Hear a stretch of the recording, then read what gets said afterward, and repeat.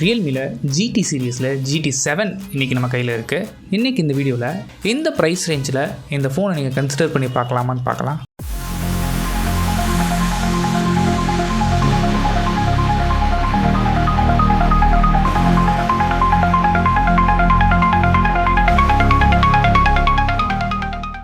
First நம்ம டிசைன்லேருந்தே start பண்ணுவோம். Design இங்கே GT7 ப்ரோவில் கொடுத்த அதே டிசைன் தான் இங்கேயும் மெயின்டைன் பண்ணியிருக்கிறாங்க. டிசைன் இங்கே சிம்பிளாக நீட்டாக இருக்குது. டிசைன் பொறுத்த வரைக்கும் ஒவ்வொருத்தருக்கும் ஒவ்வொரு ப்ரிஃபரன்ஸ் இருக்கும். நீங்கள் என்ன நினைக்கிறீங்க அப்படிங்கிறத கீழே கமெண்ட் பண்ணுங்கள். பிளேஸ்மெண்ட்ஸ்னு எடுத்துக்கிட்டிங்கன்னா ஃபோனோட பாட்டமில் SIM tray, mic, type C port and speakers, right சைடில் power button and volume rockers இருக்குது. பவர் பட்டன் மட்டும் இங்கே கோல்டன் ஆக்சன்ஸில் கொடுத்துருக்குறாங்க. டாப்பில் செகண்டரி நாய்ஸ் கேன்சலேஷன் மைக் இருக்குது. GT7ஓட பாசிட்டிவ்ஸ் பார்க்கும்போது first display 6.78 இன்ச்சஸ்க்கான AMOLED display use பண்ணியிருக்கிறாங்க. இந்த AMOLED அப்படிங்கிறது LTPO AMOLED யூஸ் பண்ணியிருக்கிறாங்க. ஸோ ரெஃப்ரெஷ் ரேட் உங்களுக்கு 1Hz -120Hz வரைக்கும் சேஞ்ச் ஆகிற வேரியபிள் ரெஃப்ரெஷ் ரேட் ஆப்ஷன்ஸ் இருக்குது. இந்த டிஸ்பிளேக்கு HDR10+ சப்போர்ட் இருக்குது. அண்ட் பிரைட்னஸ்னு எடுத்துக்கிட்டிங்க அப்படின்னா நார்மல் பிரைட்னஸ் பொறுத்த வரைக்கும் 1000 நிட்ஸும் அண்ட் ஹை பிரைட்னஸ் மோடில் 1500 நிட்ஸ் வரைக்கும் போகும்னு சொல்கிறாங்க. நல்ல டே லைட்டில் யூஸ் பண்ணால் கூட ஈஸியாக யூஸ் பண்ண முடியுது. எந்தவித ஹெசிடேஷன்ஸுமே இங்கே இல்லை. டிஸ்பிளேட குவாலிட்டி பொறுத்த வரைக்கும் 1.5K ரெசல்யூஷன் கொடுத்துருக்கனால டிஸ்பிளே நல்லா கிறிஸ்பாக இருக்குது. கலர் ரீப்ரொடக்ஷனாக இருக்கட்டும், வியூயிங் ஆங்கிள்ஸாக இருக்கட்டும், எல்லாமே நல்லாயிருக்கு. அண்ட் டிஸ்பிளேல உங்களுக்கு ஏற்ற மாதிரி நீங்கள் கலர் ஆப்ஷன்ஸும் சேஞ்ச் பண்ணிக்க முடியும். அந்த கஸ்டமைசேஷன் ஆப்ஷன்ஸுங்க கொடுத்துருக்காங்க. நீங்கள் மீடியா கன்சம்ஷன் அதிகமாக பண்ண போகிறீங்கன்னா இந்த டிஸ்பிளே ஒரு நல்ல டிஸ்பிளேனே சொல்லலாம். அண்ட் உங்களோட எக்ஸ்பீரியன்ஸை இன்னுமே என்ஹான்ஸ் பண்ணுறதுக்கு டியூல் ஸ்டீரியோ ஸ்பீக்கர் இருக்குது. அண்ட் இதோட லவுட்னஸும் நல்லாவே இருக்குது. Next positive, processor. எங்கள் மீடியாடெக்கோட டிமென்சிட்டி 9400E அப்படிங்கிற புது SoC யூஸ் பண்ணியிருக்கிறாங்க. இது பேருக்கு தான் புது SoC. 9300 என்ன யூஸ் பண்ணாங்களோ அதில் லைட்டாக சேஞ்ச் பண்ணி கொண்டு வந்திருக்க ப்ராசஸர் தான் 9400E. இந்த ப்ராசஸர் நீங்கள் ஸ்னாப்ட்ராகன் கூட கம்பேர் பண்ணும்போது ஸ்னாப்ட்ராகன் 8 Gen 3 எந்த அளவுக்கு பெர்ஃபார்ம் பண்ணுமோ கிட்டத்தட்ட அதே பெர்ஃபார்மன்ஸ் உங்களால் எதிர்பார்க்கலாம். அண்ட் இந்த ப்ராசஸர் சப்போர்ட் பண்ணுறதுக்கு 8 and 12GB LPDDR5X RAM இருக்குது. அண்ட் ஸ்டோரேஜ் பொறுத்த வரைக்கும் 128, 256 அண்ட் 512GB வரைக்கும் UFS 4.0 ஆப்ஷன்ஸ் இருக்குது. Geekbench ஸ்கோர்ஸ் பார்க்கும்போது உங்களுக்கே தெரியும் ஓரளவு நல்ல ஸ்கோர்ஸே இங்கே வாங்கியிருக்கு. அண்ட் பெர்ஃபார்மன்ஸை இன்னுமே ஸ்ட்ரெஸ் பண்ணுறதுக்காக இங்கே wild life extreme testers use பண்ணி பார்த்தோம். இதோட ஸ்டெபிலிட்டி கிட்டத்தட்ட 70% இருக்குது. இதோட மெயின் ரீசன் என்ன அப்படின்னா இங்கே பெரிய கிராஃபைன் ஷீட்ஸ் யூஸ் பண்ணியிருக்கிறாங்க கூலிங்காக. இப்போ நம்ம கையில் இருக்குது பார்த்தீங்க அப்படின்னா உண்மையான கிராஃபைன் ஷீட்.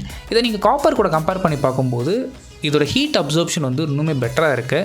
இதுவும் one of the main reason இங்கே ஸ்டெபிலிட்டி கிட்டத்தட்ட 70% உங்களால் மெயின்டைன் பண்ண முடிஞ்சதுக்கு. அண்ட் கேமிங் பொறுத்த வரைக்கும் எந்த கேம்ஸ் யூஸ் பண்ணாலும் சரி நீங்கள் தாறுமாறாக இருக்குது இந்த கேமிங் பர்ஃபார்மன்ஸ். பெரிய அட்வான்டேஜ் என்ன அப்படின்னா அங்கே PUBG 120 FPS உங்களால் ப்ளே பண்ண முடியும். அண்ட் பர்ஃபார்மன்ஸ் பொறுத்த வரைக்கும் எந்த அப்ளிகேஷன் யூஸ் பண்ணாலும் ஈஸியாக ஹேண்டில் பண்ண முடிஞ்சது. எந்த வித இஷ்யூஸுமே இல்லை. நெக்ஸ்ட் ஹைலைட், கேமராஸ் பொறுத்த வரைக்கும் இங்கே ட்ரிபிள் கேமரா செட்டப் யூஸ் பண்ணியிருக்கிறாங்க. Primary sensor 50 megapixel Sony IMX 906 sensor இங்கே யூஸ் பண்ணியிருக்கிறாங்க. இந்த சென்சாரோட சைஸ் பொறுத்த வரைக்கும் 1/1.56 இன்ச்சஸ் பெரிய சென்சார். அண்ட் கூடவே இதோட அப்பேச்சர்னு பார்த்திங்கன்னா f1.8 கிளாக் பண்ணியிருக்கிறாங்க.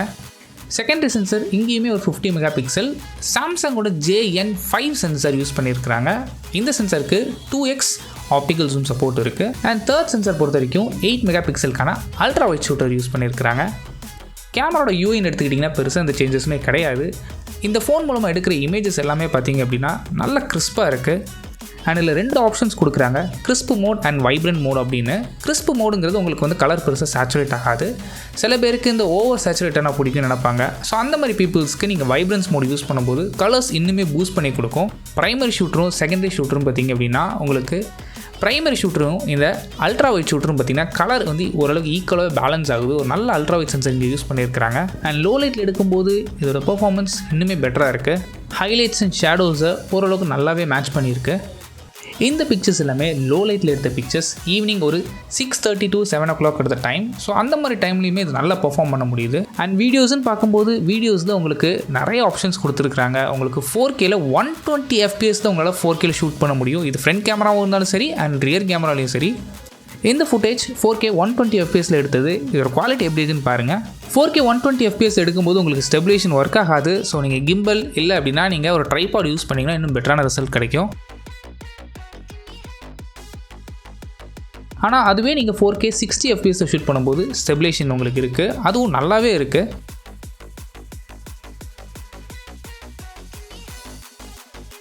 அண்ட் ஃப்ரண்ட் ஃபேசிங் கேமரா பொறுத்த வரைக்கும் 32 மெகா பிக்சல், பெருசாக குறை சொல்கிறதுக்கு எதுவும் இல்லை. அண்ட் போர்ட்ரேட்ஸ்னு எடுக்கும்போது ஓரளவுக்கு எட்ஜ் டிடெக்ஷன் நல்லாவே இருக்குது. நெக்ஸ்ட் பாசிட்டிவ் இங்கே பேட்டரி பொறுத்த வரைக்கும் இங்கே 7000 mAhக்கான பெரிய பேட்டரி கெப்பாசிட்டி அண்ட் இதை சப்போர்ட் பண்ணுறதுக்கு 120 வாட்ஸ்க்கான ஃபாஸ்ட் சார்ஜர் இங்கே பாக்ஸில் இன்க்ளூட் பண்ணுறாங்க. இதில் பெரிய ஹைலைட் என்னென்னா நீங்கள் 1%லேருந்து 100% ரீச் ஆகிறதுக்கு வெறும் 40 மினிட்ஸில் உங்களால் ரீச் பண்ண முடியும். அண்ட் இந்த ஃபோனில் நெகட்டிவே இல்லையான்னு கேட்டிங்கன்னா நெகட்டிவ்ஸ் கண்டிப்பாக இருக்குது. எஸ்பெஷலி சாஃப்ட்வேரில் இங்கே எக்கச்சக்கமான ப்ளோட்வேர்ஸ். ஒரு ப்ரீமியம் ஃபோன் சொல்லி லான்ச் பண்ணிவிட்டு இவ்வளோ ப்ளோட்வேர்ஸ் கொடுக்குறது அக்செப்ட் பண்ண முடியாது. இந்த ப்ளோட்வேர்ஸை மட்டும் கம்மி பண்ணியிருந்தால் சாஃப்ட்வேரும் நல்லா இருக்குன்னே சொல்லியிருக்கலாம். சாஃப்ட்வேர் இங்கே Android 15 ரன் ஆகுது. இதுக்கு மேலே Realme UI வெர்ஷன் 6.0 அப்ளை பண்ணியிருக்காங்க. Realme இங்கே என்ன ப்ராமிஸ் பண்ணுறாங்கன்னா 3 வருஷத்துக்கான மேஜர் OS அப்டேட்டும் அண்ட் 4 வருஷத்துக்கான செக்யூரிட்டி பேட்ச் அப்டேட்ஸும் கிடைக்கும்னு சொல்லியிருக்காங்க. இந்த ஏஐயில் எக்கச்சக்கமான ஃபீச்சர்ஸ் கொடுத்துருக்காங்க. அதில் ஃபஸ்ட் ஃபீச்சர் தான் இந்த circle to search feature. So ஸ்க்ரீனில் என்ன இருக்குது அப்படிங்கிறத நீங்கள் சாம்சங்கில் பார்த்துருப்போம். சேம் ஃபீச்சர் தான் இங்கேயும் எடுத்துகிட்டு வந்திருக்காங்க. ஸோ ஏதாவது சர்க்கிள் பண்ணிங்க அப்படின்னா கூகுள் லென்ஸ் மூலமாக இன்டெகிரேட் பண்ணி அதுக்கான இன்ஃபர்மேஷன் உங்களுக்கு கொடுக்கும்.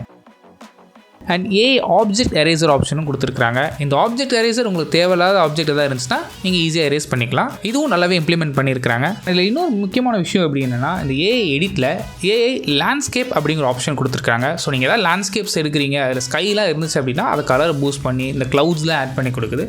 இதுவும் சில இடத்துல ஒர்க் ஆச்சு, நல்லாவும் இருக்குது. இந்த ஃபோனுக்கு ஃபிங்கர் பிரிண்ட் சென்சார் இருக்குது, ஃபேஸ் அன்லாக் இருக்குது. அதெல்லாம் ரொம்ப ஃபாஸ்ட்டாகவே இருந்துச்சு. டியூவல் சிம் சப்போர்ட்டும் கொடுத்துருக்காங்க. மைக்ரோ எஸ்டிக்கான ஸ்லாட் உங்களுக்கு கிடையாது. ஸோ டிஃபால்ட்டாக வர்றது தான் உங்களுக்கு. அடிஷனல் இந்த ஃபோனுக்கு IP69க்கான ரேட்டிங் இருக்குது. ஓவராலாகவே ப்ரைஸிங் பொறுத்த வரைக்கும் அப்ராக்சிமேட்டாக இந்த ஃபோன் 40,000லேருந்து 45,000 ருபீஸ் வரைக்கும் ப்ரைஸ் பண்ணுறதுக்கான நிறைய சான்சஸ் இருக்குது. இந்த ப்ரைஸ் ரேஞ்சில் இந்த ஃபோன் நீங்கள் கன்சிடர் பண்ணி பார்க்கலாமான்னு கேட்டிங்கன்னா இந்த ப்ரைஸ் ரேஞ்சில் இந்த ஃபோன் ஒரு ஆல்ரவுண்டர் ஃபோன் மாதிரி தான் தெரியுது.